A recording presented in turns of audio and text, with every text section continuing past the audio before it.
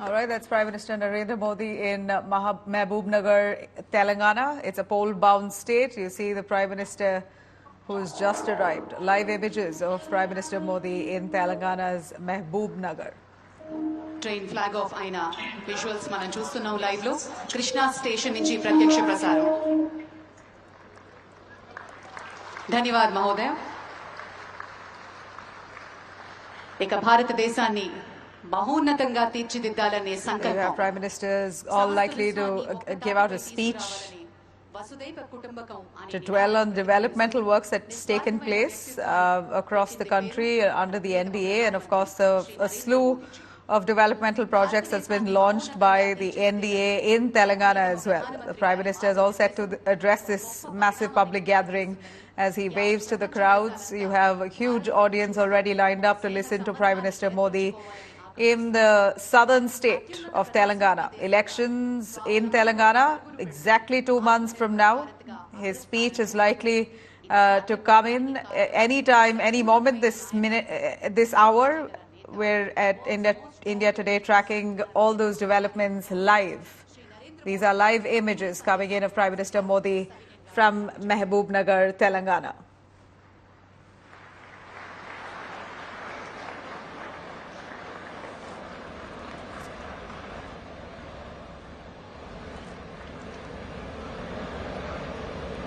तेलंगाना की राज्यपाल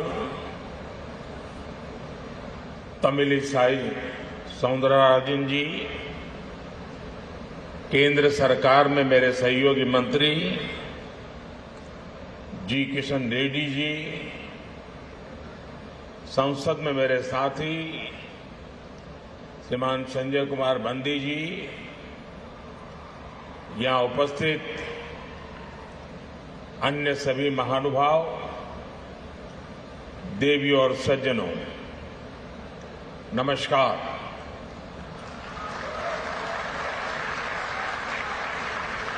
देश में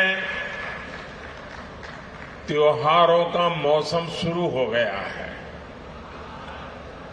संसद में नारी शक्ति वंदन अधिनियम को पास कराकर हमने नवरात्र से पहले ही शक्ति पूजा के भाव को स्थापित कर दिया है।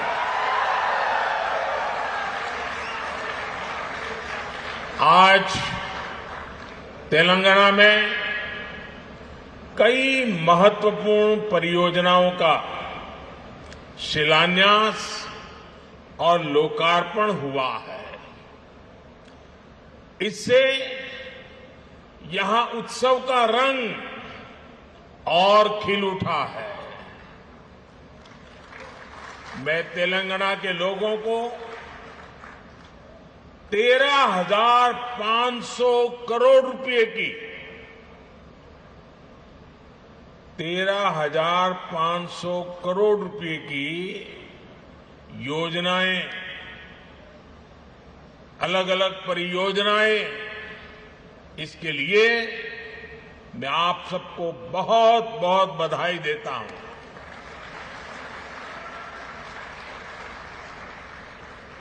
ना कुटुंब सभ्युल्लारा, मुझे खुशी है कि आज मैंने कई ऐसे रोड कनेक्टिविटी प्रोजेक्ट का शिलान्यास और लोकार्पण किया है जिससे यहां के लोगों के जीवन में बहुत बड़े बदलाव आएंगे। नागपुर विजयवाड़ा कॉरिडोर के जरिए तेलंगाना, आंध्र प्रदेश और महाराष्ट्र में आवाजाही बहुत आसान होने वाली है। इसके कारण इन तीनों राज्यों में ट्रेड, टूरिज्म और इंडस्ट्री को भी काफी बढ़ावा मिलेगा। इस कॉरिडोर में कुछ महत्वपूर्ण इकोनॉमिक हब्स इसकी पहचान की गई है। इसमें एक special economic zone, 5 mega food park, 4 fishing sea food cluster, 3 pharma and medical clusters और 1 टेक्सटाइल क्लस्टर भी होगा। इसके कारण हनमकोंडा, वारंगल, महबूबाबाद और खम्मम जिलों के युवाओं के लिए रोजगार के अनेक अवसर खुलने वाले हैं। इन जिलों के किसानों की फसलों में भी फूड प्रोसेसिंग के कारण वैल्यू एडिशन हो पाएगा। ना कुटुंब सभ्युलारा तेलंगाना जैसे लैंड लॉक्ड स्टेट के लिए ऐसी रोड और रेल कनेक्टिविटी की बहुत जरूरत है, जो यहां बने सामानों को समुद्री तट तक पहुंचाएं और इनके एक्सपोर्ट को बढ़ावा दे। दुनिया का बाजार मेरे तेलंगाना के लोग कब्जा करें। इसी कारण देश के कई प्रमुख इकोनॉमिक कॉरिडोर तेलंगाना से होकर के गुजर रहे हैं। ये सभी राज्यों को ईस्ट और वेस्ट कोस्ट से जोड़ने का माध्यम बनेंगे। हैदराबाद विशाखापट्टनम कॉरिडोर का सूर्यपेट खम्मम सेक्शन भी इसमें बहुत मदद करने वाला है। इसके कारण ईस्ट कोस्ट तक पहुंचने में मदद मिलेगी, साथ ही इंडस्ट्रीज और बिजनेस के लॉजिस्टिक कॉस्ट में बहुत कमी आएगी। जकलेर और कृष्णा सेक्शन के बीच बन रही रेलवे लाइन भी यहां के लोगों के लिए काफी महत्वपूर्ण होगी। ना कुटुंब सभ्युलारा भारत टर्मरिक का, हल्दी का प्रमुख उत्पादक, उपभोक्ता और निर्यातक देश है। तेलंगाना में यहां के किसान भी बड़ी मात्रा में हल्दी की पैदावार करते हैं। कोरोना के बाद हल्दी को लेकर जागरूकता भी बढ़ी है और उसकी दुनिया भर में डिमांड भी बढ़ी है। आज ये आवश्यक है कि हल्दी की पूरी वैल्यू चेन में उत्पादन से लेकर निर्यात और रिसर्च तक और अधिक प्रोफेशनल वे में ध्यान देने की जरूरत है, इनिशिएटिव लेने की जरूरत है। इससे जुड़े एक बड़े फैसले की आज मैं तेलंगाना की धरती से घोषणा कर रहा हूं।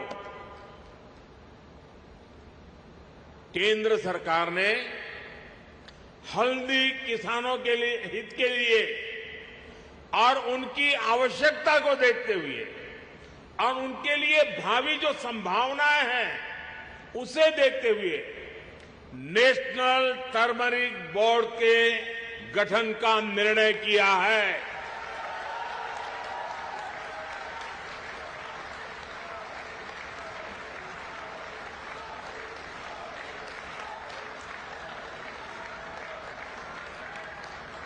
National turmeric board supply chain में वैल्यू एडिशन से लेकर इंफ्रास्ट्रक्चर के कार्यों तक किसानों की मदद करेगा।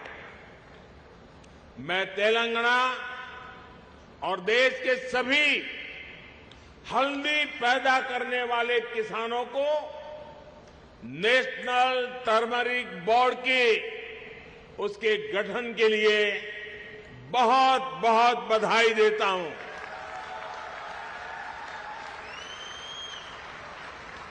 ना कुटुंब सभ्युलारा आज पूरी दुनिया में एनर्जी और एनर्जी सिक्योरिटी इस पर बहुत चर्चा हो रही है। भारत ने न सिर्फ अपने उद्योगों बल्कि घरेलू लोगों के लिए भी एनर्जी इंश्योर की है। देश में एलपीजी कनेक्शन की जो संख्या 2014 में 14 करोड़ के आसपास थी, वो 2023 में 32 करोड़ से ज्यादा हो गई है। हाल ही में हमने गैस सिलेंडरों की कीमतों में भी कमी की है। भारत सरकार एलपीजी एक्सेस को बढ़ाने के साथ अब इसके डिस्ट्रीब्यूशन नेटवर्क का भी विस्तार करना जरूरी समझती है। हासम चेरलापल्ली एलपीजी पाइपलाइन अब इस क्षेत्र के लोगों को एनर्जी सिक्योरिटी देने में बहुत बड़ी सहायता करेगी। यहां पर कृष्णापट्टनम से हैदराबाद के बीच मल्टी प्रोडक्ट पाइपलाइन का भी शिलान्यास हुआ है। इसके कारण तेलंगाना के विभिन्न जिलों में हजारों डायरेक्ट और इनडायरेक्ट जॉब भी बनेंगे। ना कुटुंब सभ्युल्लारा मैंने आज हैदराबाद केंद्रीय विश्वविद्यालय में विभिन्न भवनों का उद्घाटन किया। हैदराबाद विश्वविद्यालय को भाजपा सरकार ने इंस्टीट्यूशन ऑफ एमिनेंस का दर्जा दिया है और विशेष फंड उपलब्ध कराया है। आज मैं आपके बीच एक और बड़ी घोषणा करने जा रहा हूं।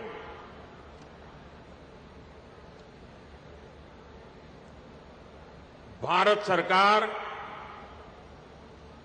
मुलुगु जिले में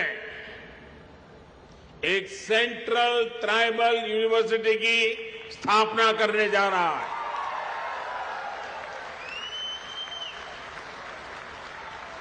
और इस विद्यालय का नाम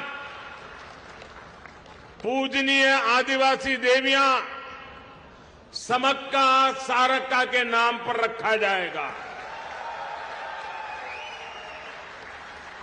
Sammakka Sarakka central tribal university, इस पर 900 करोड़ रुपया खर्च किए जाएंगे।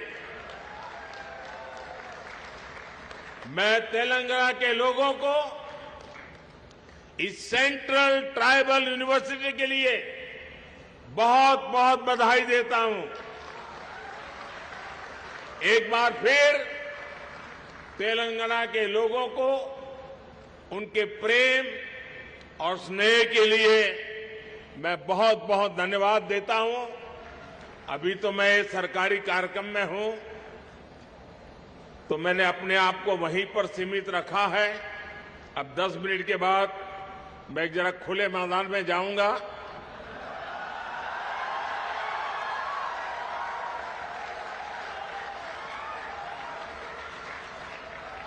तो वहां जरा खुले मन से बातें करूंगा।